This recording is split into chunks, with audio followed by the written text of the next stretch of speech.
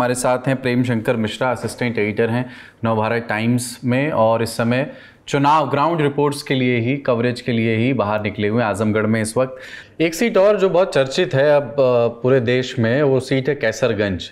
बृजभूषण शरण सिंह के सुपुत्र को इस बार टिकट मिला है, उनको नहीं मिला है। एक ये मतलब ये इस बहुत कुछ दांव पर है, स्टेक्स पर है बृजभूषण शरण सिंह के लिए। और जो उन्होंने इंटरव्यू दिए मीडिया में, उसमें वो इस ओर इशारा करते हुए नजर आते हैं कि ये चुनाव परिणाम ही एक तरह से उनके लिए सभी तरह से दोषों से मुक्ति जैसी एक चीज होगी। एक बयान और उनका चर्चित हुआ, राजदीप सरदेसाई को इंटरव्यू में उन्होंने कहा, उनसे पूछा गया कि आपके नेता कौन है, उन्होंने कहा कि मोदी जी मेरे नेता हैं। योगी जी कौन है फिर, तो उन्होंने फिर दोहराया कि मोदी जी ही मेरे नेता हैं। इस पूरे संदर्भ में जरा वहां की राजनीति को बताएं कि बृजभूषण सिंह के नजरिए से, उनकी राजनीति के नजरिए से क्या क्या दांव पर है, और योगी आदित्यनाथ और बृजभूषण शरण सिंह के बीच रिश्तों का इतिहास क्या रहा है। देखिए, जो पहली बात, जो कैसरगंज की जो राजनीतिक जमीन है, देखिए निश्चित तौर पे जो गोंडा और कैसरगंज की जो पॉलिटिक्स है, उसको कम से कम पिछले 1.5 दशक से उसको कहीं ना कहीं बृजभूषण सिंह उसकी कमान थामते आ रहे हैं। बृजभूषण सिंह वहां से ये लगातार सांसद रहे हैं। इसके पहले वो दूसरी पार्टी से जीते थे, 2014 और 2019 वो भाजपा से जीते थे। तो असली स्थिति यह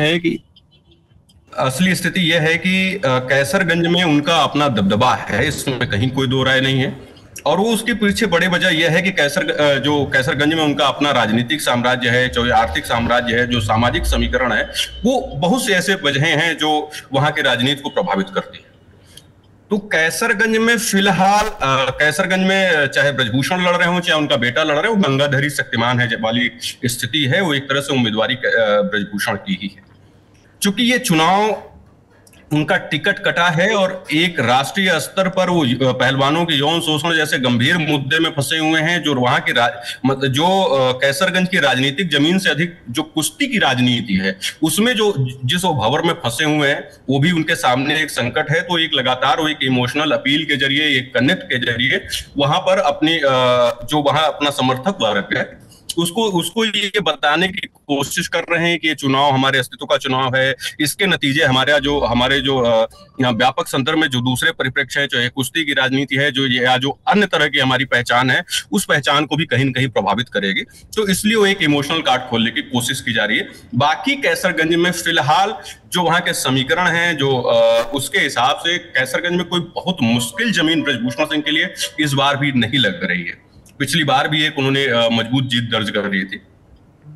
जहां दूसरा जो आपने प्रश्न उठाया है, जो योगी आदित्यनाथ के समीकरण का, तो देखिए, अगर आप जो बृजभूषण सिंह की राजनीतिक जो यात्रा है उसको देखिए, और अगर योगी आदित्यनाथ की राजनीतिक यात्रा है, तो उसमें लगभग 7 से 8 साल का अंतर है। बृजभूषण सिंह संसद में पहली बार 91 में पहुंचे थे, और उसके बाद से टाडा में फंसे 96 में उन्होंने अपनी पत्नी को लड़ाया, और कमोबेश उसी के समय 96-98 के आसपास योगी आदित्यनाथ की भी राजनीति में एंट्री हुई।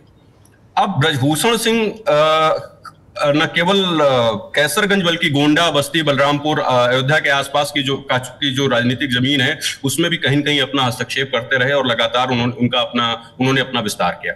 ठीक उसी समय योगी आदित्यनाथ का उभार हुआ, और योगी आदित्यनाथ ने गोरखपुर के साथ साथ उन्होंने पूर्वांचल की राजनीति में अपना दखल बढ़ाया। और आप देखिए कि 2009 और 12-14 तक आते आते हिंदुत्व के चेहरे के तौर पर, अपने बयानों के तौर पर उनका जो राजनीतिक विस्तार है वो लगातार होता गया है। इसके बाद वो 2017 में उत्तर प्रदेश के मुख्यमंत्री बनते हैं। उसके बाद उनका जो राजनीतिक विस्तार है, उनका जो ऑरा है, या उनकी जो लोकप्रियता है, उसका जो स्वरूप है, वो चाहे उनके फैसलों की वजह से हो, या उनके हिंदुत्ववादी छवि की वजह से हो, चाहे वो बहुत से हार्ड कोर विषयों की डिलीवरी की वजह से है, वो लगातार कद बढ़ता गया है। तो ये जो यहाँ पे लड़ाई है, वो योगी आदित्यनाथ और बृजभूषण सिंह के बीच में कोई बड़ी सीधी लड़ाई ना हो कि वो एक समानांतर विस्तार की, या अपने आप को समानांतर कर, या महत्वाकांक्षा की ही लड़ाई कहीं है, काफी हद तक है। और उनको लगता है जो एक ईगो है, जो अपना बृजभूषण सिंह का अपना ईगो है, कि जो हमारी राजनीतिक पूंजी रही है, जो हमारा राजनीतिक विस्तार रहा है, वो साथ साथ चलते हुए योगी आदित्यनाथ का कद बहुत ऊपर जा चुका है। बृजभूषण सिंह अपने कुछ 2-4-6 सीटों के दायरे में फंसे हुए हैं। कुश्ती की राजनीति में उन्होंने अपने आप को जरूर स्थापित किया है, लेकिन जो जन राजनीति है उसमें उनका दायरा बड़ा सीमित है। तो उनका अपना एक ईगो है उस, अच्छा चूंकि यह भी इसके साथ भी काट सकते हैं कि जो कैसरगंज का जो क्षेत्र है वहां पे ब्रजभूषण सिंह अपने आप में एक बहुत इंपॉर्टेंट फैक्टर है। वो किसी भी, अगर वो भाजपा के जगह किसी और दल से लड़ते, किसी और पार्टी के टिकट से लड़ते, तो भी वो वहां की राजनीति को ठीक से प्रभावित करने या परिणामों की दिशा तय करने में वो सक्षम थे। तो ये कुल मिला के ये उसी ईगो की लड़ाई है। ये पहले भी देखने में आया है, लगातार वो प्रशासन पर सवाल उठाते रहे हैं, वहां पे जो जिला अधिकारी या अन्य अधिकारी तैनात रहे हैं उनको लेकर सवाल उठाते रहे, तो अपने तरीके से वो एक हमला लगातार परोक्ष तौर पर करने की कोशिश करते रहे। लेकिन इसके पीछे कोई ऐसा बड़ा हार्डकोर फैक्टर नहीं है, ये मोटे तौर पे एक ईगो की लड़ाई है और ये दिखाने की कि मैं यहाँ जो अहम ब्रह्मास्म का है कि मैं अकेला चलूं और इस पूरे क्षेत्र में मुझे किसी और की जरूरत नहीं है, वो एक उसी मैसेजिंग की कवायद है। चलिए, बहुत शुक्रिया प्रेम शंकर मिश्रा जी हमारे साथ जुड़े थे। आपको आपकी चुनावी कवरेज के लिए भी बहुत शुभकामनाएं।